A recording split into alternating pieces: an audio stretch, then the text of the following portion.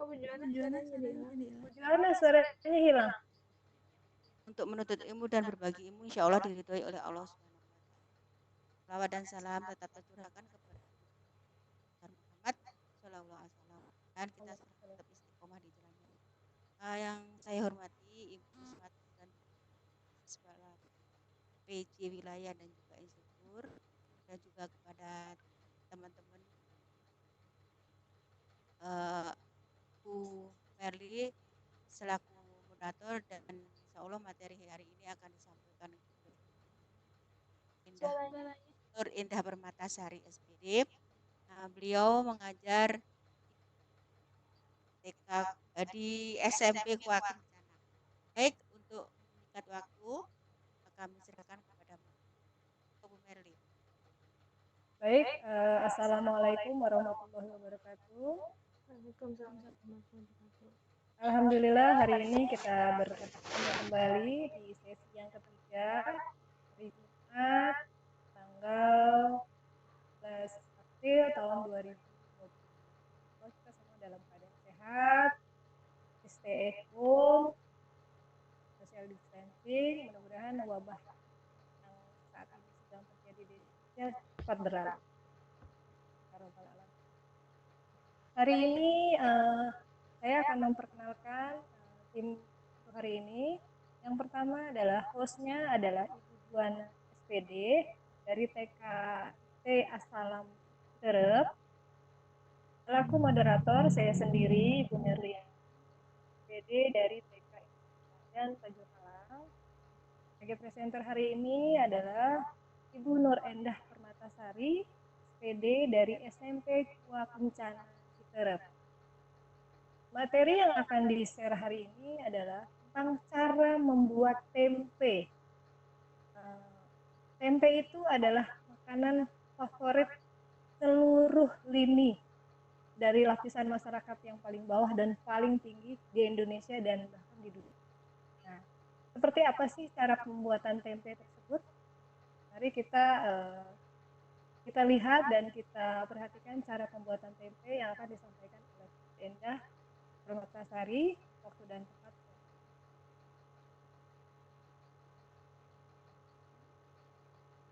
Assalamualaikum. Suara saya kedengaran, Bu? Kedengaran. Ya, bismillahirrahmanirrahim. Assalamualaikum warahmatullahi wabarakatuh.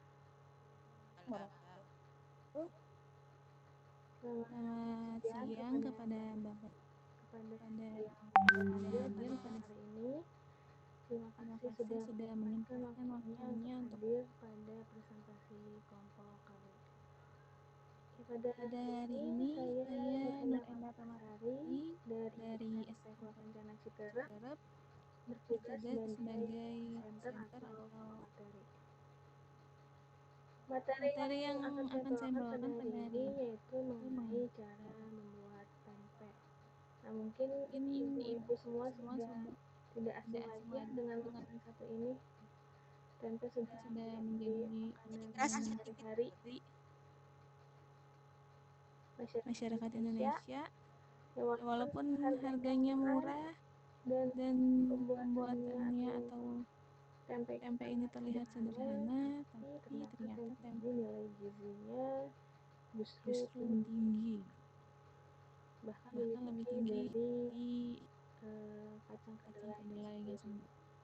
Untuk itu di sini saya mau menjelaskan atau berbagi cara membuat tempe, dan sebelumnya saya akan menjelaskan sedikit apa aja sih keuntungan yang kita dapat kalau kita mengkonsumsi tempe dibandingkan kalau kita hanya mengkonsumsi dalam bentuk kacang kedelai.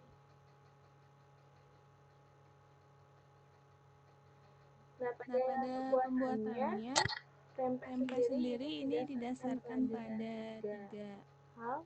Yang pertama, bahannya adalah kacang kedelai.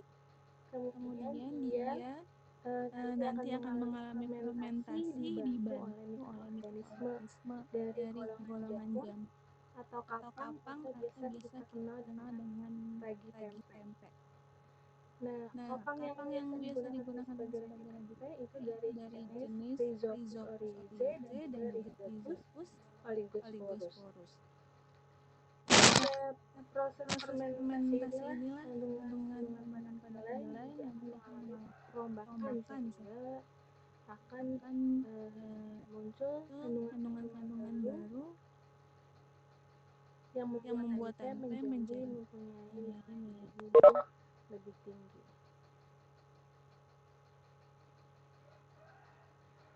Nah, di sini Bapak Ibu bisa lihat, ya, jadi selama proses fermentasi ada 4 hal yang akan dirombak dari kacang kedelai menjadi tempe. Nah, yang pertama yaitu terjadinya perombakan karbohidrat, protein, dan juga lemak. Jadi pada saat dalam bentuk kacang kedelai, karbohidrat, protein, dan lemak ini bentuknya masih kompleks. Artinya masih sulit untuk dicerna oleh tubuh manusia. Nah, sedangkan ketika dia sudah mengalami proses fermentasi, karbohidrat, protein, dan lemak ini bentuknya akan lebih sederhana sehingga mudah diserap oleh tubuh. Nah, yang kedua, vitamin B12. Vitamin B12 ini adalah vitamin yang fungsinya membantu normalisasi sel tubuh kita, membantu pembentukan sel darah merah, dan juga membantu pembentukan DNA. Nah, vitamin B12 ini pada dasarnya hanya kita temukan pada produk-produk hewani atau produk yang dihasilkan dari hewan. Dan pada kacang kedelai sendiri sebenarnya vitamin B12 ini tidak ditemukan. Tapi ternyata setelah dalam tempe, ternyata tempe mengandung vitamin B12. Nah, inilah yang membuat tempe nilai gizinya dianggap lebih tinggi dibandingkan kacang kedelai. Dan tempe juga menjadi alternatif pilihan untuk orang-orang yang tidak makan makanan produk hewani sehingga aman untuk diet atau orang-orang vegetarian. Nah, yang ketiga, halo, selamat siang. Ikut bergabung. Yang ketiga yaitu adanya enzim fitase. Enzim fitase ini adalah enzim yang dihasilkan oleh kapang yang membantu proses fermentasi. Jadi enzim fitase ini fungsinya adalah untuk memecah asam fitat. Asam fitat ini adalah asam yang mengikat mineral. Jadi pada saat masih dalam bentuk kacang kedelai, asam fitat ini masih mengikat mineral seperti kalsium, magnesium, zat besi, dan juga zinc. Nah, ketika dia mengalami proses fermentasi, maka mineral itu sudah terpisah sehingga lebih mudah diserap tubuh kita. Yang keempat yaitu adanya antioksidan. Pada saat masih dalam bentuk kacang kedelai, kacang kedelai sendiri itu sudah mengandung antioksidan untuk isoflavon namanya. Namun ketika dia sudah mengalami proses fermentasi akan ada isoflavon baru namanya trihidroksyiisoflavon, dan dia sifatnya lebih kuat sebagai antioksidan dibandingkan yang lainnya. Oleh karena itu, hal ini juga menjadi kelebihan dari tempe dibandingkan kita hanya mengkonsumsi dalam bentuk kacang kedelai. Jadi kira-kira itulah 4 keuntungan yang bisa kita dapatkan kalau kita mengkonsumsi tempe.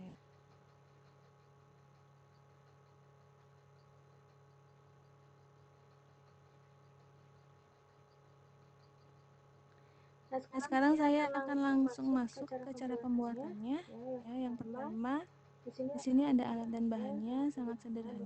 Ibu pasti sering ditemukan di rumah. Ada kompor, wajan, baskom, penyaring, timbangan, garpu, sendok, panci, baki, dan juga kantong plastik. Kemudian bahannya pertama kacang kedelai, yang kedua ragi tempe. Ini bisa Bapak Ibu dapatkan di pasar juga. Kemudian air. Nah, ini tahap-tahapnya. Yang pertama yaitu timbang. Kenapa harus kita timbang? Karena untuk mendapatkan hasil yang maksimal, alangkah baiknya kalau komposisinya juga tepat. Nah, untuk membuat komposisi yang tepat, standar dalam pembuatannya, kalau kita menggunakan 1 kg kacang kedelai, maka ragi yang kita gunakan itu sebanyak 1 gram. Jadi kalau Bapak Ibu mau buat setengah kilo, tinggal dikurangi menjadi setengah gram ragi. Atau kalau mau dibuat lebih menjadi 1,5 kilo, berarti tinggal ditambah juga 1,5 gram ragi. Nah, yang kedua yaitu kita cuci kacang kedelainya, ya. Supaya apa? Tentu saja supaya bersih kurang lebih sebanyak 3 kali pencucian. Lalu yang ketiga kita rendam. Nah, perendamannya ini kurang lebih selama 24 jam. Nah, kenapa harus direndam kurang lebih selama 24 jam? Setelah direndam 24 jam, nanti ibu bapak akan menemui kacang tersebut akan bau masam, ya, dan juga akan banyak buih-buih putih. Nah, adanya bau masam dan buih putih tersebut bukan karena kacangnya basi, tapi karena adanya asam laktat yang dihasilkan oleh Lactobacillus. Jadi setelah perendaman itu akan muncul bakteri, diantaranya adalah bakteri Lactobacillus. Nah, bakteri tersebut akan menghasilkan asam laktat, di mana asam laktatnya akan membunuh bakteri-bakteri kontaminan atau bakteri-bakteri yang menyebabkan pembusukan pada kacang kedelai. Setelah direndam, kita buang air rendamannya, kemudian kita remas kacang kedelai supaya kulit arinya lepas. Nah, kenapa hal ini harus dilakukan? Supaya nanti ragi atau jamurnya itu miseliumnya atau hifanya atau Bapak Ibu lihat putih-putihnya, nah itu jamurnya itu bisa menembus ke kacang. Karena si miselium atau hifa itulah yang nanti tugasnya menyerap kandungan kacang kedelai untuk diserap dan dirambak. Langkah selanjutnya yaitu kita rebus kacang kedelai. Nah, kita rebus sampai mendidih. Proses perebusan ini dilakukan supaya kacang ini mengalami proses hidrasi. Dia akan menyerap air sebanyak-banyaknya, sehingga dia akan melunak, supaya nanti ketika jamur dia lebih mudah lagi menembus dinding dari kacang kedelai. Nah, selanjutnya setelah kita rebus, kita buang dulu air rebusannya, kemudian kita panaskan lagi kacang kedelai di api kecil. Jangan terlalu lama, apalagi sampai kering. Hal ini dilakukan supaya kandungan airnya tetap ada, tapi tidak berlebihan, karena jamur tidak bisa tumbuh kalau lingkungannya terlalu basah. Nah, setelah itu kita tuangkan ke baki. Nah, kita diamkan supaya suhunya itu lebih dingin. Ya, karena ragi juga tidak bisa tumbuh kalau suhunya terlalu panas. Maka harus kita dinginkan dulu. Kalau sudah dingin, baru kita taburkan jamur atau ragi secara merata. Setelah kita campur dengan ragi diaduk, lalu kita masukkan ke dalam plastik. Nah, kalau ibu bapak memakai plastiknya jangan lupa di plus ya bagian atasnya. Lalu di sisi-sisinya itu dikasih lubang-lubang kecil, cukup dengan tusuk gigi saja, dan jangan terlalu dalam. Hal ini dilakukan karena jamur itu fermentasinya dia aerob, jadi dia tetap butuh sirkulasi udara, tapi juga tidak terlalu banyak udara yang kondisinya tetap lembab.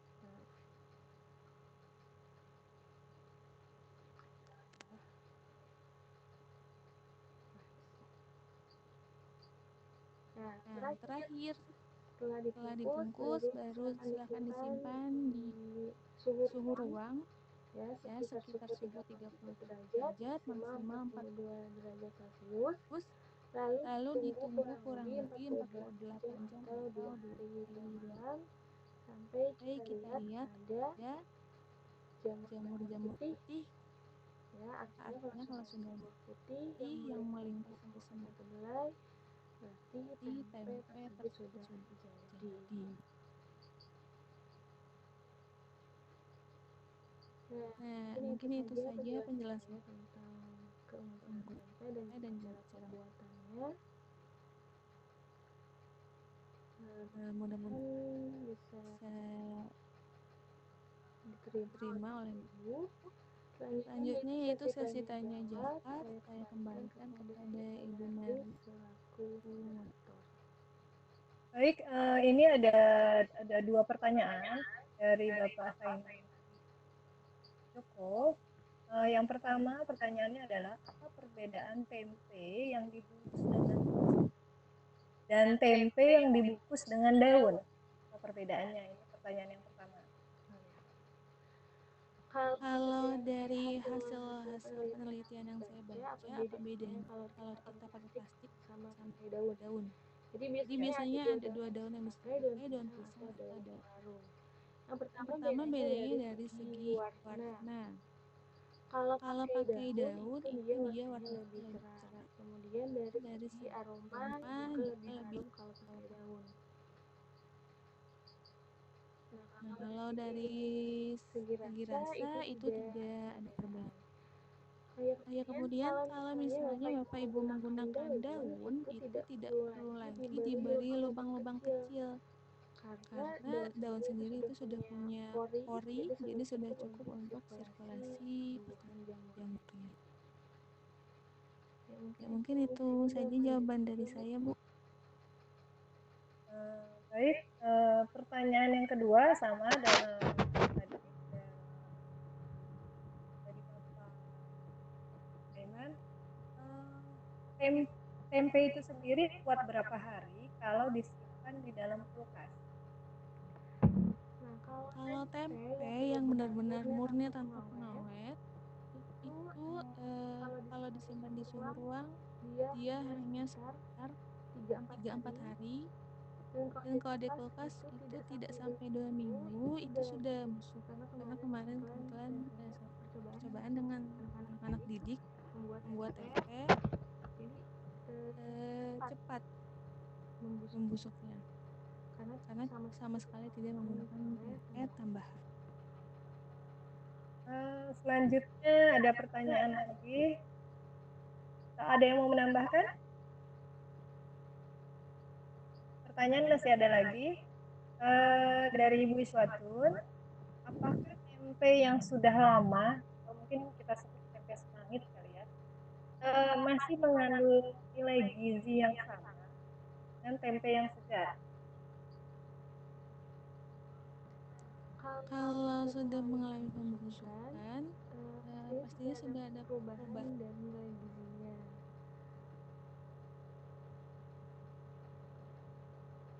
Karena berarti sudah ada bakteri-bakteri lain. Kalau bakteri pembusuk itu kan dia mengambil kandungan yang ada pada makanannya, jadi pasti merubah nilai gizi.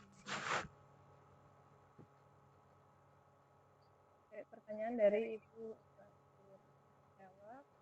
Selanjutnya ada lagi pertanyaan dari Ibu ya. Apakah benar nih mitos ini? Menurut saya mitos ya. Apakah benar seorang perempuan tidak boleh mengolah tempe pada saat wanita itu sedang menstruasi? Seperti ini mitos ya Ibu. Saya Iya. dengar sama Saya sekali. bilang sepertinya mitos karena saya sendiri dari kecil itu depan rumah adalah tukang tempe karena saya dari kecil Karena bersahabat kalau tempe, jadi tadi nggak Ibu pernah. dengar di tahap-tahapnya tidak ada syaratnya kalau mau membuat tempe tidak boleh dalam keadaan Menstruasi ini mitos sepertinya. terus ibu ya. Selanjutnya ada lagi dari Fatun. Kadang tempe yang sudah setengah busuk pakai sebagai bumbu masakan. Apakah itu tidak berbahaya? Kalau orang Jawa ya, karena saya tinggal di lingkungan Jawa tuh tempe yang sudah setengah busuk sebutannya tempe semanggi. Semanggi itu kalau dimasak dikasih santan itu justru tambah enak. Apakah itu tidak berbahaya kalau misalnya dijadikan sebagai bumbu masakan? Dan jadi pada dasarnya kan pembusukan itu karena adanya bakteri pembusuk ya. Nah, bakteri itu dia mudah mati kalau dalam suhu tinggi. Kalau makanannya melalui proses pemasukan dengan suhu tinggi, saya tidak bisa bilang bahwa itu tidak berbahaya, tapi mungkin bakterinya sebagian akan hilang.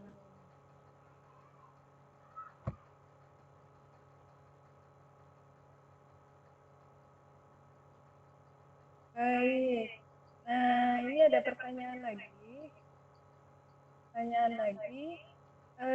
Dari Ibu Rini Afida. Jenis ragi apa yang baik untuk pembuatan tempe ini?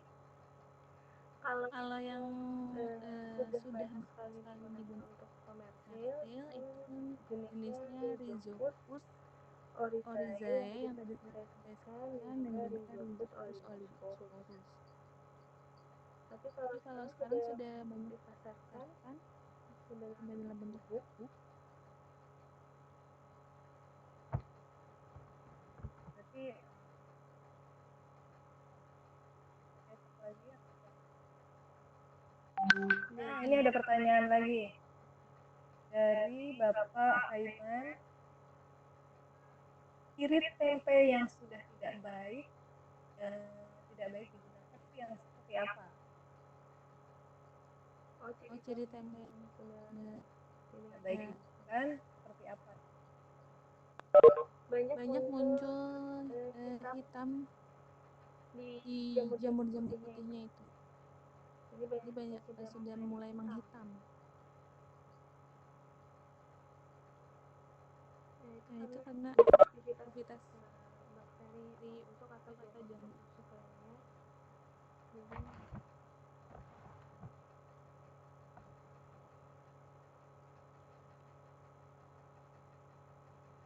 Ada lagi, Bu?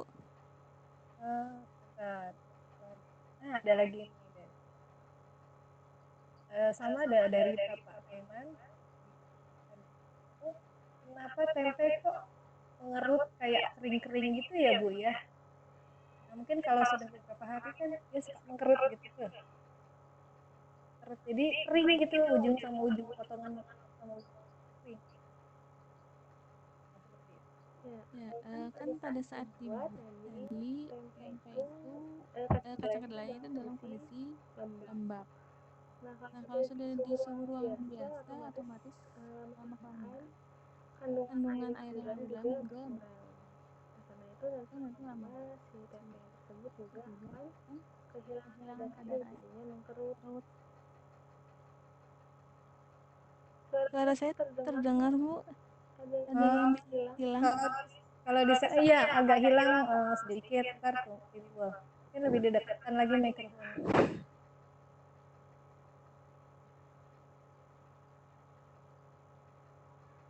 Ada lagi, Bu? Sementara tidak ada tambahan pertanyaan lagi. Oh iya, tidak ada. Atau ada Juana mau menambahkan? Ya, halo, Bor. Katanya sedikit. Kalau perbedaan tempe dengan oncom itu sama apa enggak ya, Bu ya?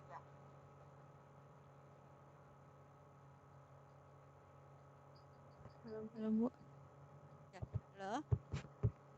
Tempe dengan oncom itu ada perbedaannya nggak ya? Halo?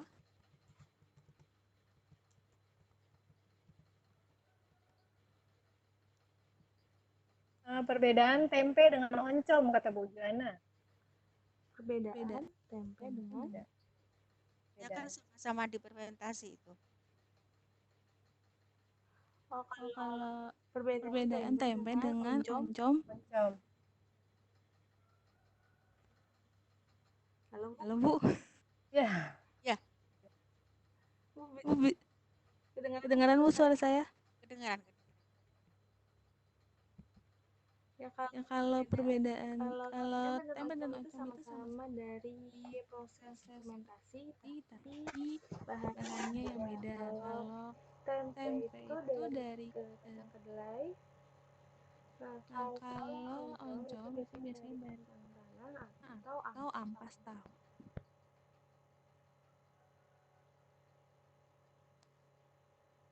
Tahu sendiri terbuat juga dari kedelai ya. ya, Halo Bu.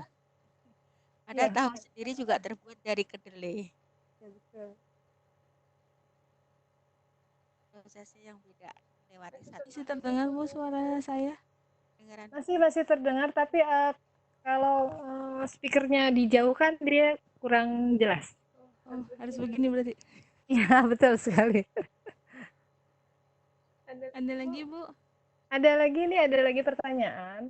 Oh ya, dari Pak Faiman lagi. Kalau membuat tahu dan ampas tahu, apakah sama seperti pembuatan tempe? Pertanyaan.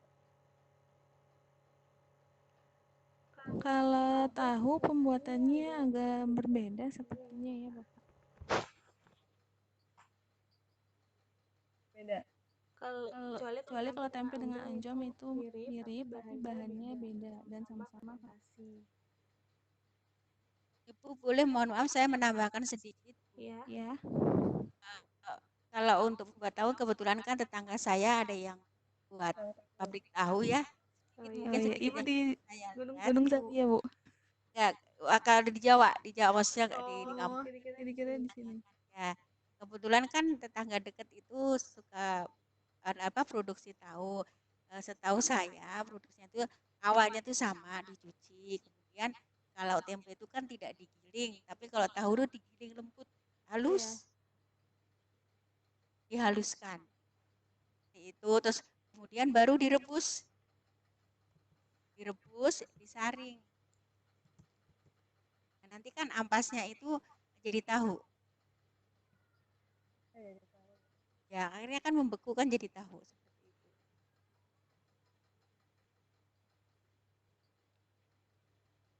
Halo Bu. Halo? Ya, halo. Ya Bu.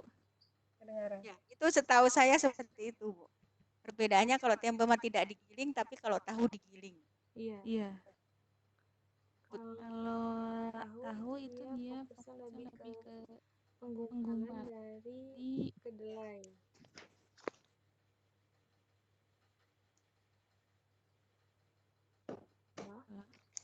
Oke, ada lagi pertanyaan, masih ada lagi satu pertanyaan. Ini dari Ibu Nini. Apakah boleh mengkonsumsi tempe setiap hari? Kalau masalah dikonsumsi setiap hari itu boleh, selama kita tetap memperhatikan asupan asupan gizi gizi yang yang kandungan kita. Ini segala sebenarnya kalau dimakan terlalu terlalu berlebih pasti kan kan tidak baik ya Bu ya. kita tetap Kita butuh butuh yang yang lain, tapi kalau itu dikonsumsi setiap hari boleh, boleh. selama tidak berlebihan. Oke, mungkin saya menambahkan ya. Kebetulan suami saya punya masalah dengan ginjal, jadi dia harus diet protein. Karena kreatinnya normalnya 1,2, dia 1,7, awal ketahuannya 1,7. Nah, dokter ginjalnya menyarankan untuk diet protein. karena dia suka makan tempe, itu 2 hari sekali. Nah, ternyata dari hasil cek labnya yang setiap bulan dilakukan, itu asam uratnya naik, larinya ke asam urat. Ternyata kalau untuk penderita ginjal itu sebaiknya yang tidak cuci darah ya, penderita ginjal yang tidak cuci darah atau yang namanya ginjal kronik itu sebaiknya boleh makan tempe, tapi hanya dalam 1 hari itu hanya 2 potong saja, tidak boleh lebih. Itu pun tidak boleh setiap hari. Iya, betul. Jadi tahu atau tempe itu harus dikurangi, ya maksimal dalam 1 hari itu dalam 24 jam hanya 50 gram saja. 50 gram potong tempe yang boleh dia konsumsi. Nah, itu bisa mengganggu fungsi ginjalnya dia. Jadi memang tidak baik ya kalau makan sesuatu itu berlebihan. Ternyata memang betul untuk penderita ginjal kronik memang tidak diperbolehkan makan mengkonsumsi tempe lebih dari 50 gram dalam jangka waktu 24 jam. Tambahan dari saya. Terima kasih Ibu Meli tambahannya. Mungkin yang lain ada yang mau menambahkan? Jadi kita tetap harus memperhatikan kondisi tubuh kita juga, apakah masih bisa mengkonsumsi semua makanan atau tidak, kemudian apakah asupan kita yang lain sudah cukup atau tidak. Ada Pertanyaan lagi, Bu? Ini ada satu pertanyaan lagi. ya. Kendala apa saja yang membuat proses pembuatan tempe itu bisa gagal? Oke. Kebetulan di bulan Februari lalu saya habis praktik lagi membuat tempe bersama anak-anak. Dan sama, saya juga sudah menjelaskan setiap tahapnya, kenapa harus ditimbang, kenapa harus diperhatikan setiap tahapnya. Karena satu, kalau misalnya komposisinya tidak pas, ada yang ngasih raginya itu, saya sudah bilang 1 gram, tapi menurut dia kok sedikit mungkin ya. Jadi dia tambahin, akhirnya isinya malah jamur semua. Jadi komposisi itu harus kita perhatikan, jangan sampai salah satu komponennya tidak terlalu banyak.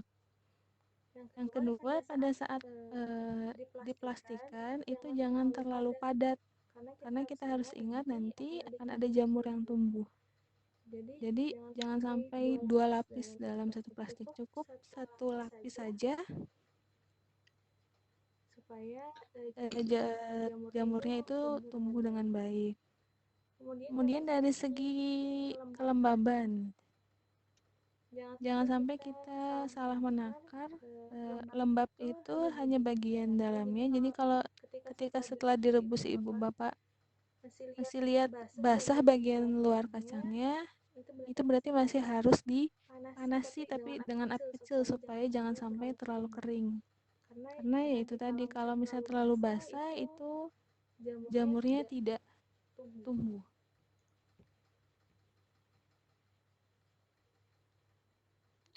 Mungkin itu saja Ibu dari saya. Pertanyaannya sementara ada lagi pertanyaannya. Mungkin Bu Iswatun mau menambahkan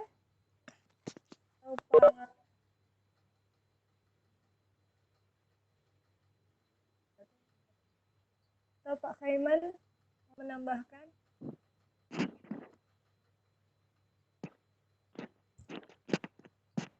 Cukup Bu saya. Cukup. Nah, itu Pak Khaiman mau bicara kayaknya. Nah, sepertinya mau bicara. Silakan Bapak Khaiman. Tidak Bu, saya cukup. Terima kasih banyak atas penjelasan. Baik. Cukup. Udah Bu? Ya, silakan Bu. Oke. Baik, alhamdulillah hari ini kita sudah mendapat pengetahuan baru tentang bagaimana cara membuat tempe yang mungkin bisa kita lakukan di rumah. Karena posisinya sekarang kita ada di rumah.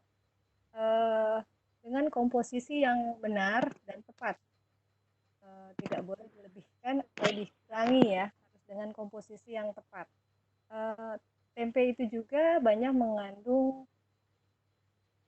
kandungan yang baik untuk tubuh kita, yaitu mengandung karbohidrat, protein, lemak, vitamin B12, potase atau dan mengandung antioksidan. Karena kita adalah orang Indonesia, kita terbiasa mengkonsumsi tradisional ini, tetapi yang harus kita harus garisbawahi, kita tetap tidak boleh mengkonsumsi tempe secara berlebihan, apalagi untuk penderita ginjal kronik ya, karena bisa mempengaruhi fungsi ginjal itu sendiri. Nah, mudah-mudahan materi yang disampaikan oleh Enda bisa bermanfaat untuk kita semuanya. Kita bisa, kalau misalnya ada waktu dengan keluarga, kita bisa mempraktekannya di rumah bersama anak dan keluarga yang ada di rumah. Demikian dari saya. Wassalamualaikum warahmatullahi wabarakatuh. Saya kembalikan lagi kepada Ibu host, Ibu Mejuana SP. Baik, terima kasih Bu Merdi. Alhamdulillahirabbil alamin.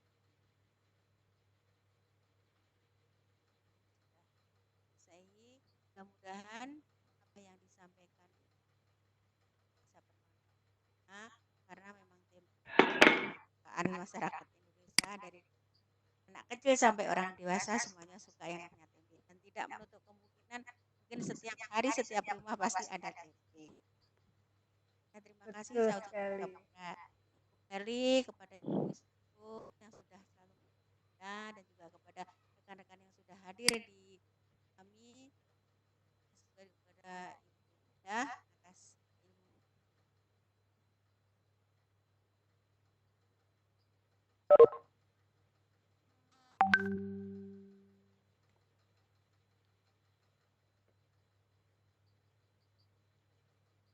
Suaranya hilang.